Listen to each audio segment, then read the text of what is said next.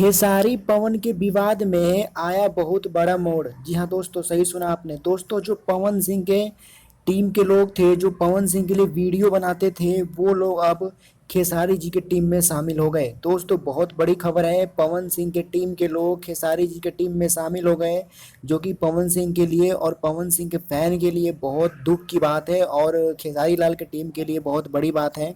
सबसे पहले हम बात करेंगे मगहिया जवान के। मगहिया जवान बहुत बड़ा यूट्यूबर है और वो पवन सिंह के लिए वीडियो बनाते थे, अब वो खेसारी की टीम में आ गए। उसके बाद में हम बात करेंगे राजन सिंह मुकुट की। राजन सिंह मुकुट भी अब खेसारी जी के टीम में आ गए हैं। उसके बाद में हम बात करेंगे सौरभ ऐश्वर्या के। बहुत बड़े सौरभ ऐश्वर्या यूट्यूबर है जो पवन सिंह के लिए वीडियो बनाते थे, अब वो भी खेसारी जी के टीम में शामिल हो गए हैं। दोस्तों, आप क्या कहना चाहेंगे? जितने भी बड़े बड़े यूट्यूबर पवन सिंह के थे, वो सारे यूट्यूबर अब खेसारी जी के टीम में शामिल हो रहे हैं। इसका मतलब क्या हुआ, क्या वजह है? प्लीज़ हमें कमेंट करके ज़रूर बताएं। अब जितने यूट्यूबर हैं सब खेसारी जी को सपोर्ट करते हुए नज़र आ रहे हैं। Thank you.